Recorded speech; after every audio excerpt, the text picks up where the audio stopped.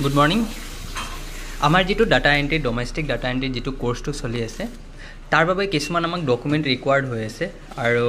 বহুত ক্যান্ডিডেটে হেতু দি আছে আমাৰো অলপ অসুবিধা হৈছে তেনেকে প্ৰবলেম হৈ আছে তে সেইবাবে মই তোমালোকক সেই ডকুমেন্টছটো কেনেকৈ দিব লাগিব একচুয়ালি এই কোৰ্সটোৰ কাৰণে অৰিজিনাল ডকুমেন্ট লাগে তো অৰিজিনাল ডকুমেন্ট লাগে সেইবাবে তোমালোকে ফটো ক্লিক কৰি পিনি দিয়াৰ পিছত আমাক ফটোশপত এডিট কৰিবলগীয়া প্ৰবলেম হৈ আছে তো তোমালোকে জাস্ট নিজৰ মোবাইল ফোনৰ প্লে ষ্টৰটো ওপেন কৰিবা তেনেকৈ ইয়াত দেখা পাই আছে প্লে ষ্টৰ ওপেন কৰা হ'লগে প্লে ষ্টৰ ওপেন কৰাৰ পিছত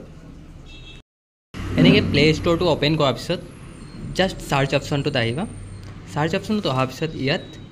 সাৰ্চ অপশনটোত আহিলো তাৰপিছত ইমেজ টু পিডিএফ কনভাৰ্টাৰ তোমালোকে সাৰ্চ কৰিবা ঠিক আছে image to PDF converter search কৰাৰ লগে লগে ফাৰ্স্ট যেটো লিংক আহিছে ইমেজ টু পিডিএফ বা জেপিজি টু পিডিএফ জাস্ট এই অপশনটোত মই এগেইন ক্লিক কৰিলো ক্লিক কৰাৰ পিছত ইনষ্টল অপশনটোত ক্লিক কৰিবা এতিয়া এটো কমপ্লিটলি 100% ইনষ্টল হ'ব দিবা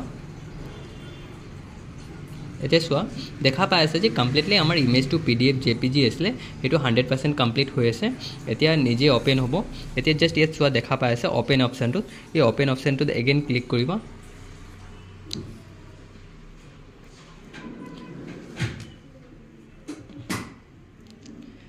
এনেকুৱা এবোৰ থাৰ্ড পাৰ্টি যিবোৰ এপবোৰ থাকে তাত এডভাৰটাইজমেন্ট আহে তে এটো জাস্ট কন্টিনিউ অপশনত ক্লিক কৰাৰ লগে লগে এগেইন আমাৰ এপ্লিকেশনটো খোল খাই গ'ল তাৰপিছত ইয়াত দেখা পাইছে নো ইমেজ সিলেক্টেড এতিয়া আমাক সাপোজ তোমালোকে যেতিয়া আধাৰ কাৰ্ড ফন্ট আৰু বেক টু ফটো মাৰিলা তা বেক ফটো মৰাৰ লগে লগে ফাৰ্স্টে ফটো ক্লিক কৰি লবা তাৰপিছত ক্লিক কৰাৰ পিছত ইয়াত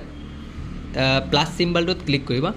সাপোজ মোৰ ওচৰত এই দুটা পিকচাৰ আছে মোক সাপোজ তোমালোকৰ ওচৰত আধাৰ কাৰ্ড ফ্ৰন্ট পেজটো আৰু এগেইন এটো সাপোজ ধৰি লোৱা কি এটো সেকেন্ডটো হয় এই দুটা ফাৰ্স্ট আৰু সেকেন্ডটো মই সিলেক্ট কৰা হ'ল সিলেক্ট কৰাৰ পিছত এগেইন এড অপশনটো দিবা তাৰপিছত এড অপশনটো দিয়াৰ পিছত ইয়াত এগেইন দেখা পাইছে তলত কনভাৰ্ট টু পিডিএফ এতিয়া আমাক এই যেটো দুটা পিকচাৰ তোমালোকে দেখা পাইছে এই দুটা পিকচাৰ যেটো সিলেক্ট হৈছে সেই পিকচাৰটো মই এতিয়া কিহত কনভাৰ্ট কৰিম পিডিএফত কনভাৰ্ট কৰিম এগেইন কনভাৰ্ট হৈ গ'ল তাৰপিছত কনভাৰ্ট হোৱাৰ পিছত এইখিনি একো কৰিব দৰকাৰ নাই এগেইন কনভাৰ্ট টু পিডিএফত সেকেন্ড টাইম ক্লিক কৰিবা তাৰপিছত ইয়াত দেখা পাইছা your pdf file was created successfully আমাৰ যেটো pdf কৰা হ'ল সেই pdf টো successfully create হৈ গৈছে এগেইন ওপেন কৰি পিনি চাই লোৱা তাৰপিছত ওপেন কৰিব কাৰণে ইয়াত চোৱা ইন্টাৰনেট pdf ভিউৱাৰ্ছ আছে নাইবা তোমালোকৰ হেতু নিজৰ মোবাইলত হেতু নিজৰ চয়েস হয় মই এতিয়া ড্ৰাইভ pdf ভিউৱাৰ্ছটোত মই ওপেন কৰিম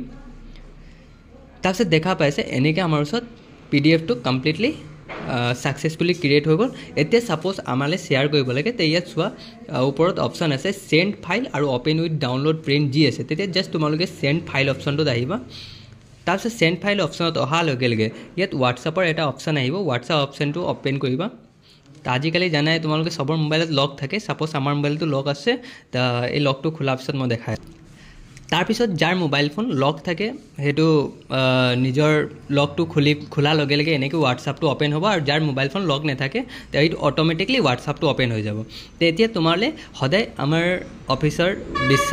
বিশাললে এই ডকুমেন্টছখিনি জাস্ট ইয়াত ক্লিক কৰা হ'ল ক্লিক কৰাৰ পিছত এনেকৈ ইয়াত ক্লিক কৰাৰ লগে লগে অটোমেটিকলি আমাৰ অফিচিয়েলি নাম্বাৰত সেন্ড হৈ যাব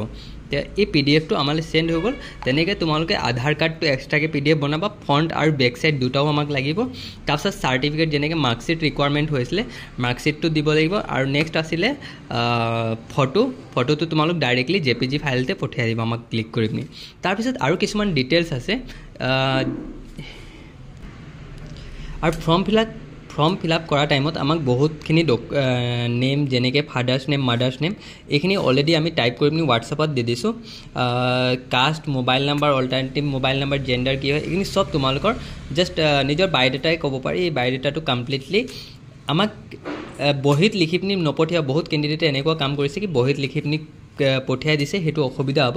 এটো কেনে কৰিবা জাস্ট ইয়াত এবাৰ ক্লিক কৰিবা ক্লিক কৰাৰ পিছত এগেইন এই 3 ডট সাইনটো অপশনটোত আহিবা তাৰপিছত ইয়াত চোৱা কপি অপশন আছে এই কপি অপশনটো যাবা কপি অপশনত যোৱাৰ পিছত এগেইন আমি য'ত মেসেজ কৰো সেই মেসেজ অপশনত আহিবা ইয়াত এগেইন তোমালোকে কি কৰিবা পেস্ট কৰি দিবা পেস্ট কৰাৰ লগে লগে ইয়াত চোৱা টোটালি আহি গৈছে এতিয়া তোমালোকৰ জাস্ট এতিয়া নেম আছে নেমটো সাপোজ মোৰ নেমটো মই টাইপ কৰিছো AJAY কিন্তু তোমালোকে এটো ভুল নকৰিবা ফাৰ্স্ট লেটাৰটো থাকিব লাগিব ক্যাপিটাল তাৰপিছত অজয় সিং ঠিক আছে এটো সিস্টেমত তোমালোকে নিজৰ ফাদাৰ্স নেম মাদাৰ্স নেম অল্টাৰনেটিভ মানে যিখিনি কোৱেশ্চন কৰা হৈছে সেইখিনি সকলোখিনি টাইপ কৰি পিনি এগেইন আমাৰ ওচৰত সেন্ড কৰি দিবা তাৰপিছত এইখিনি কাম কৰাৰ পিছত এগেইন আৰু এটা অপশ্যন আছে কি ইমেইল ভেৰিফিকেশ্যন। যেতিয়া আমি অনলাইন ইয়াত কৰিম তো তোমালোকৰ ওচৰত OTP এটা যাব, OTP যোৱাৰ পিছত সেই OTPটো আমাৰ লগত শ্বেয়াৰ কৰিব লাগিব। আৰু নেক্সট আছে ইমেইল ভেৰিফিকেশ্যন। ইমেইল ভেৰিফিকেশ্যনৰ কাৰণে একো কৰিব নালাগে, জাষ্ট এগেইন আমাৰ ইউটিউব নিজৰ মোবাইলৰ এপ্লিকেশ্যনটো অ'পেন কৰিবা। অ'পেন কৰাৰ লগে লগে ইয়াত চাৰ্চ কৰিবা আমাৰ ইনষ্টিটিউটৰ নামটো।